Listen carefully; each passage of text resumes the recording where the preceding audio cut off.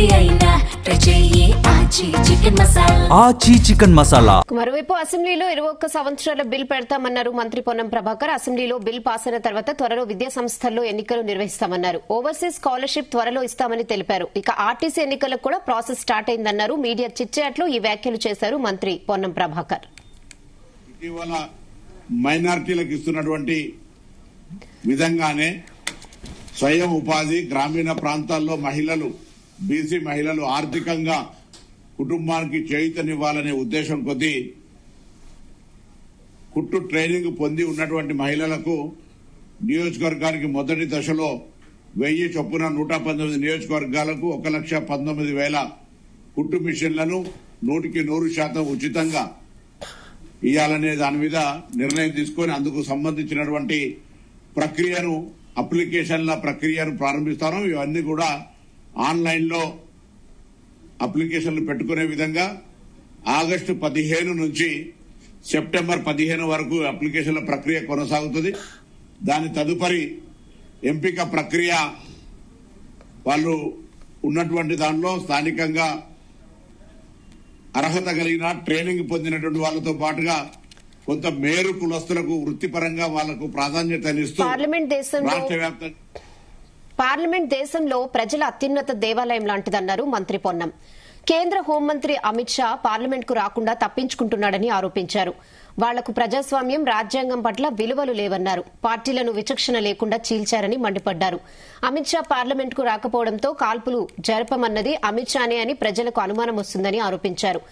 జెన్జీలు అంటే వాళ్లకు భయం పట్టుకుందని, శ్రీలంక గుర్తొచ్చిందని ఎద్దేవా చేశారు. అందుకే కేంద్ర మంత్రిని రాజీనామా చేయించారని విమర్శించారు. తమ యూపీఏ హయాంలో ఆరోపణలొస్తే సురేష్ కల్మాడి, అశోక్ చౌహాన్ ను తొలగించారని గుర్తు చేశారు మంత్రి పొన్నం. కార్పొరేషన్ ఎండీ మల్లయ్య భట్ గారు స్వయంగా ఇదే విషయంపై మరిన్ని అప్డేట్స్ బ్యూరో చీఫ్ నరేందర్ అందిస్తారు. నరేందర్, కాసేపటి క్రితమే బీసీ సంక్షేమ శాఖ మంత్రి పొన్నం ప్రభాకర్ కుట్టు మిషన్ల సంబంధించినటువంటి కార్యక్రమాన్ని ఈరోజు లాంచ్ చేశారు.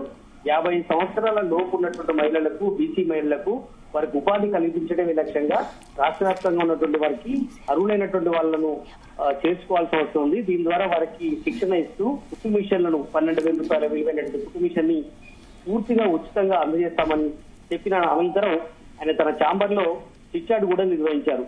చిట్చాట్ లో ఈ అంశంతో పాటు పలు అంశాలు కూడా మాట్లాడారు. దేశ రాజకీయాలు, రాష్ట్రంలో ఉన్నటువంటి పరిస్థితులు, ఇట్లాంటి అన్ని అంశాలు కూడా సీఎం రేవంత్ రెడ్డి యుఎస్ పర్యటన కానీ, ఇంకా దేశాలకు వెళ్లేటువంటి అంశాలు కానీ, ఇట్లా చాలా అంశాలు మాట్లాడారు.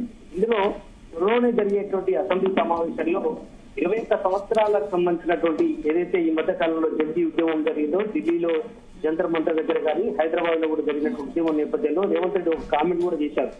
ఖచ్చితంగా మేము చట్టసభల్లో ఎమ్మెల్యేలు కానీ, ఎంపీలు కానీ పోటీ చేసేందుకు 21 సంవత్సరాలకు 20 సంవత్సరాలు కానీ 21 సంవత్సరాలకు కుదిస్తూ ఇక్కడ బిల్లు చేస్తాము, అది పార్లమెంట్ కు పంపిస్తామనేటువంటి ఒక స్టేట్మెంట్ చేశారు. అదే అంశం మీద ఈ అసెంబ్లీ సమావేశాల్లో 21 సంవత్సరాలకు సంబంధించినటువంటి బిల్లుని తీసుకురాబోతున్నామని కూడా పొన్నం ప్రభాకర్ తన చిట్చాట్ లో వివరించారు. దీంతో పాటే ఈ బిల్లుతో పాటే మొత్తానికి అసెంబ్లీలోనే విద్యా సంస్థల్లో ఎన్నికలు జరిపేటువంటి సిస్టమ్ ని కూడా ఎన్నికలకు అసెంబ్లీ పాస్ చేస్తామని కూడా చెప్పారు. ఎందుకంటే ఆనాడు కాంగ్రెస్ హయాంలో దాదాపు 30-40 ఏళ్ల అవతల కళాశాలల్లో కానీ, లేదంటే యూనివర్సిటీలో కానీ విద్యా సంస్థలకు సంబంధించినటువంటి ఎన్నికలు ఉండేవి. ఆ ఎన్నికల ద్వారా విద్యార్థి సంఘ ఎన్నికల ద్వారా వాళ్ళు ఖచ్చితంగా ఒక భావ ప్రకటన స్వేచ్ఛతో వాళ్ళు ఫ్రీగా ఉండేవారు. చాలా అంశాల్లో కానీ పోరాడడానికి అవకాశం ఉండేది. దీని ద్వారా ఖచ్చితంగా కూడా దాని విలువలతో ఉండేటువంటి విద్యా వ్యవస్థ కూడా నడిచేదని కూడా చాలా కాలంగా ఒక డిబేట్ నడుస్తుంది. దృష్టి పెట్టుకుని ఈ అసెంబ్లీలో కూడా ఈ 21 సంవత్సరాల అంశం చట్టసభలతో పాటు విద్యా కళాశాలలు కూడా ఖచ్చితంగా యూనియన్ ఎన్నికలు నిర్వహించేందుకు తీసుకురాబోతున్నాం అన్నటువంటి విషయం కూడా చేశారు. అదే సమయంలో ఆర్టీసీ ఎన్నికలకు సంబంధించి కూడా గత బీఆర్ఎస్ ప్రభుత్వం నిలుపుదల చేసింది. దాంతో ఉద్యమం మరింత చెలరేగినటువంటి పరిస్థితి ఉంది. ఆర్టీసీ కార్మికులందరూ కూడా కాంగ్రెస్ మద్దతు ఇచ్చినటువంటి నేపథ్యం ఉంది.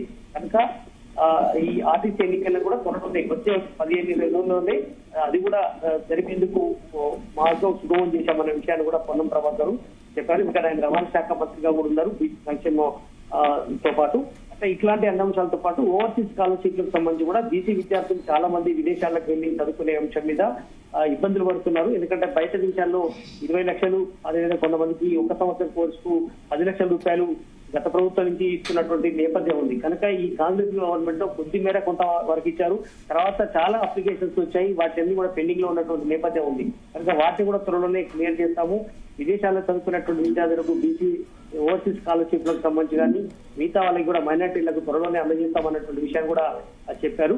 వీటితో పాటు దేశ రాజకీయాల మీద కూడా మాట్లాడారు. ఎందుకంటే ఆయన గతంలో పార్లమెంట్ సభ్యుడిగా కూడా పనిచేసినటువంటి అనుభవం ఉంది కాబట్టి దేశంలో జరుగుతున్నటువంటి పరిణామం, అదేవిధంగా పార్లమెంట్ పరిణామాల మీద కూడా ఆయన విశ్లేషించారు. ఎందుకంటే పార్లమెంట్ అనేది ఒక దేవాలయం లాంటిది. దేశంలో ప్రజల అత్యున్నత విలువలతో ఉన్నటువంటి సమస్యలకు పరిష్కారం ఉంచేటువంటి ఒక వేదిక అది. అలాంటి వేదికను బీజేపీ ప్రభుత్వం పూర్తి కూడా దాన్ని చిన్నాభిన్నం చేసేలాగా ప్రయత్నం చేస్తుంది. కేంద్ర హోం శాఖ మంత్రిగా ఉన్నటువంటి అమిత్ షా పార్లమెంట్ కు రాకుండా కూడా తప్పించుకు తిరుగుతున్నాడు అన్నట్టు విషయాన్ని కూడా ఆయన ఆరోపణ చేశారు. వాళ్ళకు ప్రజాస్వామ్యం కానీ అదేవిధంగా రాజ్యాంగం పట్ల విలువలు లేవనే విషయాన్ని చేతలేదు. అందుకనే రాహుల్ గాంధీ కానీ ప్రియాంక గాంధీ కానీ దీని మీద గట్టిగానే ఫైట్ చేస్తున్నటువంటి విషయాన్ని మనం చూస్తున్నామని కూడా చెప్పారు. పార్టీలను విచక్షణ లేకుండా తీర్చినటువంటి చరిత్ర బీజేపీది. అందుకనే తీర్చడం కానీ ఆ పార్టీలో చేర్చుకోవడం కానీ ఆ పార్టీకే చెందిందని కూడా పొన్నం ప్రభాకర్ ఉద్దేశపూర్వకంగా ఆయన వ్యాఖ్యానించారు. అమిత్ షా పార్లమెంట్ కు రాకపోవడం పట్ల కాల్పులు జరపాలన్నది అమిత్ షానే అనే విషయాన్ని ప్రజలు అర్థం చేస్తున్నటువంటి పరిస్థితి వచ్చిందని కూడా పొన్నం ప్రభాకర్ చెప్పారు. అదేవిధంగా ఈ మధ్యకాలంలో జరిగినటువంటి మనం చూసాం ఉదంతాలు, శ్రీలంకలో కానీ నేపాల్లో పెద్ద ఎత్తున ఒక జల్దీ లాగా లక్షలాది మంది ఆ పార్లమెంట్ ముట్టడించడం కానీ మొత్తం వాళ్ళందరినీ కూడా నిర్బంధించినటువంటి విషయాన్ని కూడా బీజేపీ ప్రభుత్వంలో ఉన్నటువంటి పెద్దలు గ్రహించారు. అందుకనే మేఘాల మధ్య వెంటనే విద్యాశాఖ మంత్రిని రాజీనామా చేయించారు. లేదంటే ఖచ్చితంగా కూడా పార్లమెంట్ కూడా ముట్టడికి పెద్ద ఎత్తున వచ్చే అవకాశం ఉండేది. ఆ పరిస్థితి ముందే గమనించారన్నటువంటి విషయాన్ని కూడా పొన్నం ప్రభాకర్ చెప్పారు. అంతేకాక ఆనాడు మేము ఉన్నటువంటి ఎంపీగా ఉన్న టైంలో యూపీఏ సంబంధించిన ఆరోపణలు వస్తే సురేష్ కల్మాడిని కానీ అశోక్ సంబంధించినటువంటి చౌహాన్ కానీ ఇలా చాలా మందిని కూడా కనిమొల్ని కానీ వాళ్ళందరూ కూడా తప్పించినటువంటి పరిస్థితి కూడా ఆనాడు ఉంది. భాగస్వామ్య పార్టీలు అయినప్పుడు కూడా అలాంటి పరిస్థితి ఉండేది అని కూడా చెప్పారు. కానీ ఇప్పుడు ఆ పార్టీకి అప్పుడున్నటువంటి పరిస్థితులకు ఇప్పుడున్నటువంటి పరిస్థితులకు ఏమాత్రం లేదు. ఇంత పెద్ద ఉద్యమం చేస్తే గానీ విద్యాశాఖ మంత్రి రాజీనామా చేయలేని పరిస్థితి బీజేపీలో ఉన్నటువంటి పెద్దలది అన్నటువంటి ఆరోపణ అని చేశారు. బట్ ఏదైనప్పుడు కూడా రాష్ట్రంలో జరుగుతున్నటువంటి పరిణామాల విషయంలో కానీ దేశ రాజకీయాల అంశం మీద కానీ సీఎం టూర్ అంశం మీద కూడా ఆయన మాట్లాడారు. సీఎం 4 దేశాల పర్యటన వెళ్ళబోతున్నారు. అది మేబీ 19వ తేదీ తర్వాత వెళ్లే అవకాశం ఉందన్నటువంటి విషయాన్ని కూడా ఆయన చెప్పారు. ఎందుకంటే 19వ తేదీ ముఖ్యంగా ఏఐసీసీ సంబంధించినటువంటి ఒక ముఖ్యమైనటువంటి మీటింగ్ ఈడబ్ల్యూసీ మీటింగ్ ఉంది ఢిల్లీలో. దానికి సంబంధించినటువంటి అంశం మీద ఆ రోజు వరకు వెళ్లే అవకాశం లేదు. ఎందుకంటే 18వ తారీఖు వెళ్లాలనుకున్నప్పుడు కూడా ఒక రోజు పోస్ట్ పోన్ చేసుకునే అవకాశం కనిపిస్తుందన్న విషయాన్ని కూడా చెప్పారు. అసెంబ్లీ సమావేశాలు మాత్రం ఆయన విదేశీ టూర్ పోయించిన తర్వాతనే ఖచ్చితంగా ఉంటుంది అనేటువంటి విషయాన్ని కూడా ఆయన స్పష్టం చేశారు. ఈసారి హాట్ గానే కొనసాగే అవకాశం ఉంది అని కూడా మంత్రి వెల్లడించారు. ఓకే నరేందర్.